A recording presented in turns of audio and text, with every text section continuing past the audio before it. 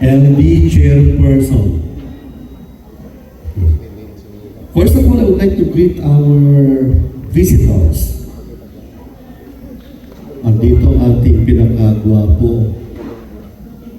Down to earth, walang bisyo kundi magserbisyo sa Legislative District 4. Ang ipinagyayabang at mahal nating lahat, the Honorable Engineer Joseph Salvador Tan. At dito rin ang ating dalawang magigiting provincial board members, Honorable Victor Lee and Honorable Clifford Raspado. Siyempre, ang ating napakahusay na maganda na local chief executive ng bayan ng Cordon, si Honorable Lynn Zuniga. Vice Mayor Abe Saple, together with all the Sangguniang Bayan members, earlier acknowledged and presented by the previous speakers. My Deped family, SDS Rachel is here, Larina, Jovito, the two district supervisors, Tony and Seri, who is not here with us. All the secondary school principals of LD4 and the elementary school principals, other guests, the retirees, dito pa rin mga retired principals, may Comadre, Ellen Meares, andyan si Manang Helen, si Manang Miling, sino ba? Alam dito? Mrs. Mohe, and all, lahat. The family members of the honoree, and of course, the Queen, Reyna. Ngayong araw, ang ating honoree, si Ma'am Sally Florentine. Lapakan natin. We have heard a long list of beautiful words about our honoree, her sterling qualities, her accomplishments, the different milestones, her legacies and contributions in the different schools where she was assigned to serve. Nakita rin natin yung mga intervention numbers that were prepared by the teachers and some messages, beautiful messages. So that makes my work today, Ma'am Sally, easier because instead of reading my 10-page message about you, I will condense it only to 1 page. Okay? Also, today, indeed is a celebration of a life well lived, with so much meaning and substance about our honoree. This special gathering is a big show of love and respect, because all the people who love you, Dr. Sally, who respect you, are all here. Our local government officials, our congressman, the retirees, all your friends, your colleagues, we are all here because we love you that much. Dr. Sally, I'm happy to be made part of this very joyful event and be together with the family and your loved ones and everyone who worked with you in many ways, especially in the Department of Education. I would like to congratulate you for completing your long, very challenging, but very fulfilling mission with our department. You as a role model, committed, dedicated, an excellent public servant rolled into one.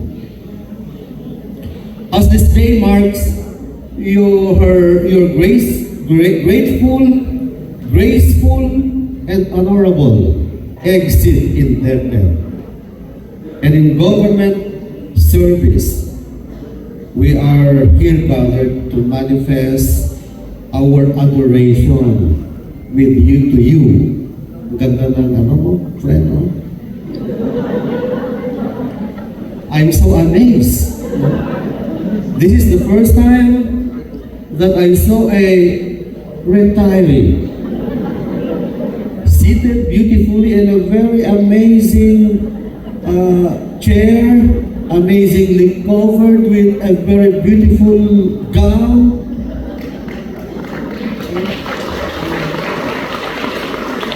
A sparkling, was this crown is put on your head, which to me symbolizes quality and excellence. Palakpakan natin sila sa no words can really express how happy we are all here for you, because the impact that you have left in the lives of those young teachers, all teachers, your students, can never be quantified. For sure, you have left an indelible mark, a lifetime, lifelong, brilliant legacy in their hearts. That is itself a wonderful story of love and devotion to your duty as a public servant. Dr. Sally, as you bow out from public service, please know that we join you in prayer for the success of your future plans and endeavors. We are with you in your wish for good health, peace of mind, and more wisdom-filled adventures, especially those that you have been wanting to do but found no time because of the rigors of the work in DepEd. I wish you for more lovely days ahead of you, that you may find more things worth your time and energy. I wish for your hobbies to find their way to you, now that you have all the time you want and you need. I wish for you more productive engagements to further sustain your very rich social life. But please find time to visit some schools also and have some chit-chats with your former colleagues and a cup of tea or coffee and reminisce the good old time. Dr. Sally, you are so blessed because you have been a blessing to us all. Blessed ka dahil blessing ka sa karamihan sa mga kasamahan mo, katrabaho, leaders na dito. Okay. For sure, whatever pursuits you shall have after retirement, as always, you will find extreme joy and meaning because of your vibrant and inspiring, very magnetic personality. You will be missed in the department, but of course, we are truly happy for you for reaching this milestone. Ang dami nating mga kasamahan, hindi na nararanasan ang retirement because of sickness, because of other reasons. Hindi nila nararating. But ikaw, as we all see, you're very healthy. Okay? You're very healthy to retire. And so, we're very certain you will surely enjoy your fat, big retirement pay. Sabi ni sabi ni Pertalis, ilang milyon?